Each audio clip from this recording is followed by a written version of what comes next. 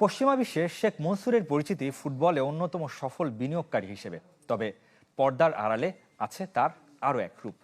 সুদানের গৃহযুদ্ধে তিনি যোগান দেন রসদের, তার নির্মিত হাসপাতালে চিকিৎসা হয় বিদ্রোহী যোদ্ধাদের। নতুন বাংলাদেশ গড়তে এলো জুলফিকার স্টিল। জুলফিকার স্টিল, ইস্পাত দৃঢ় অঙ্গীকার। মানুষ চেনা দায়, যার এক অঙ্গে কত রূপ। এই যেমন আরব আমিরাতের প্রভাবশালী ভাইস প্রেসিডেন্ট শেখ মনসুর বিন জায়েদ আল নাহিয়ান, বিশ্বব্যাপী যার পরিচিতি ক্রীড়া অনুরাগী হিসেবে। কিন্তু পর্দার আড়ালে তার বিরুদ্ধে সুদানের বিদ্রোহী বাহিনী আরএসএফ এর সাথে আঁতাতের অভিযোগ মার্কিন গণমাধ্যমগুলোর। বিশ্ব ক্রীড়ায় শেখ মনসুর বিন জায়েদ আল নাহিয়ানের বিলিয়ন বিলিয়ন বিনিয়োগ। সিটি ফুটবল গ্রুপের ব্যানারে বিশ্বজুড়ে ১৩ ক্লাবের মালিকানা।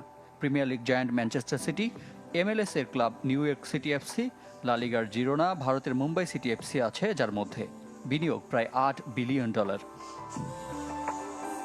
মুদ্রার উল্টো পিঠে সুদানে চলমান গৃহযুদ্ধে রসদ যোগানোর অভিযোগ আমিরাতি রাজপুত্রের বিরুদ্ধে, যার মূলে আরএসএফ মিলিশিয়া প্রধান মোহাম্মদ হামদান দাগলোর সাথে শেখ মনসুরের ব্যক্তিগত সম্পর্ক। নিজ দেশে অতিথি হিসেবে আমন্ত্রণ জানিয়েছিলেন বিদ্রোহী নেতাকে। ফুটবলে বিনিয়োগ আর সফলতাকে শেখ মনসুর ব্যবহার করছেন স্পোর্টস ওয়াশিংয়ের ভূমিকায়। এর আগে এমন দাবি করেছিল আন্তর্জাতিক মানবাধিকার সংস্থা অ্যামনেস্টি ইন্টারন্যাশনাল।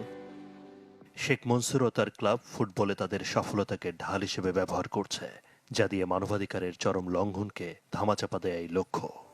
৩ বছর ধরে সুদান সেনাবাহিনীর সাথে গৃহযুদ্ধ চলমান বিদ্রোহী আরএসএফ এর এখন পর্যন্ত ১.৫ লাখের বেশি মানুষের প্রাণহানি ঘটেছে।